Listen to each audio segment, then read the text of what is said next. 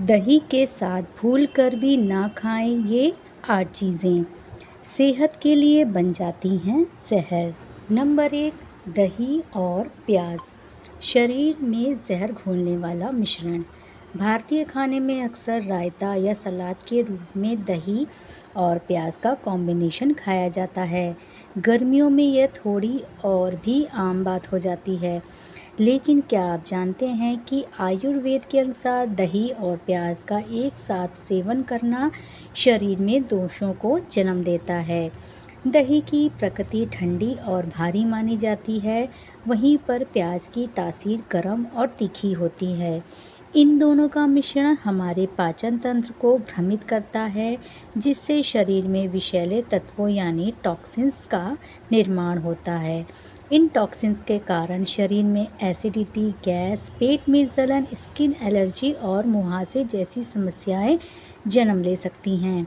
इसका प्रभाव तत्काल ना दिखे, लेकिन लंबे समय में यह गंभीर हो सकता है। नंबर 2, मछली और दही। धीमा जहर जो अंदर ही अंदर खाता है।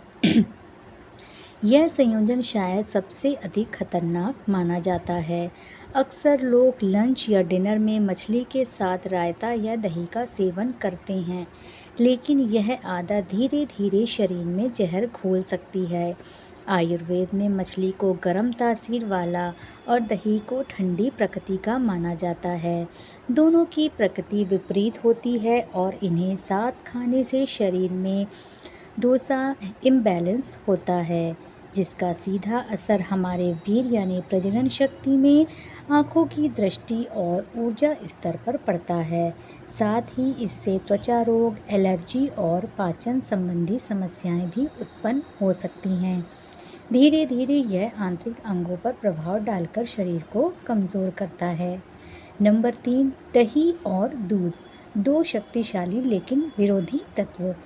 सुनने में यह दोनों एक जैसे लगते हैं क्योंकि दोनों ही डेयरी उत्पादन हैं, पर इनकी तासीर और प्रभाव एकदम अलग हैं। दूध को आयुर्वेद में सत्व गुणी यानी सात्विक और संपूर्ण आहार कहा गया है, जबकि दही को खट्टा, भारी और पचने में कठिन माना गया है। जब इन दोनों को एक साथ खाया जाता है तो यह शरीर में एनर्जी का टकराव उत्पन्न करता है। इससे टॉक्सिन्स बनते हैं जो शरीर को थका देते हैं, कब्ज़ की समस्या पैदा करते हैं और स्किन पर एलर्जी या अन्य समस्याएं पैदा करते हैं। आयुर्वेदिक दृष्टि से इन दोनों का सेवन अलग अलग समय पर किया जाना चाहिए। अगर आप दूध पीना चाहते हैं तो दही कम से कम 2 घंटे बाद या पहले खाएं। नंबर 4, दही और आम। स्वाद में मीठा, असर में खतरनाक। गर्मियों में आम के साथ दही का सेवन बेहद आम है। लोग आम की लस्सी, आम का रायता या फलहार में आम दही का मिश्रण लेते हैं, लेकिन यह स्वादिष्ट जोड़ी सेहत के लिए घातक हो सकती है।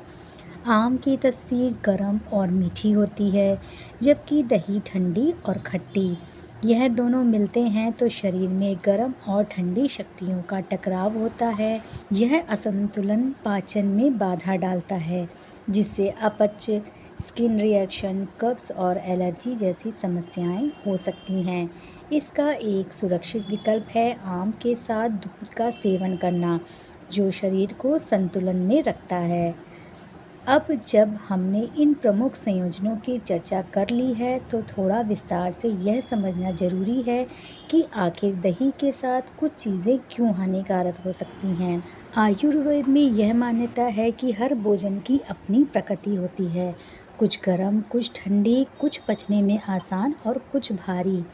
जब हम दो विपरीत प्रकृति वाले खाद्य पदार्थों को एक साथ खाते हैं तो शरीर के अंदर उनका पाचन सामंजस्य नहीं हो पाता है। यह असामंजस्य शरीर में टॉक्सिन्स पैदा करता है, जो धीरे धीरे बीमारियों का कारण बनता है। यही कारण है कि आयुर्वेदिक भोजन संयोजन पर विशेष जोर देता है।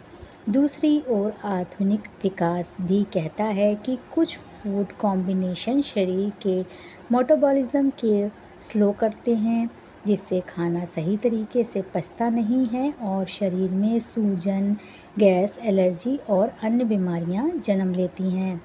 नंबर 5, दही और उड़द की दाल। हमारे देश में दही बड़ा एक अत्यंत लोकप्रिय व्यंजन है, जिसे हर किसी ने कभी ना कभी ज़रूर खाया होगा। नरम मुलायम बड़े और ऊपर से दही, ठंडी दही स्वाद में जितना अच्छा उतना ही पाचन के लिए कठिन। उड़द की दाल से बने बड़े खुद में भारी होते हैं और जब इसमें दही मिलाई जाती है तो यह मिश्रण और भी कफवर्धक बन जाता है। दही और उड़द दोनों ही भारी और पचने में कठिन होते हैं। इनके एक साथ सेवन से पेट में गैस, अपच, एसिडिटी और शरीर में कफ का जमाव हो सकता है। धीरे धीरे यह मोटापे का कारण भी बन सकता है। तो दोस्तों, कैसी लगी आपको यह जानकारी? आशा करती हूँ पसंद आई होगी। वीडियो अगर आपको पसंद आई हो तो वीडियो को लाइक करें। चैनल पर अगर नए आए हैं तो चैनल को भी सब्सक्राइब कर लें। साथ ही साथ बेल आइकन को भी प्रेस करें ताकि आने वाली वीडियो का नोटिफिकेशन आपको सबसे पहले मिल सके। तो आज की वीडियो में इतना ही। मिलते हैं अगली वीडियो में। तब तक के लिए नमस्कार।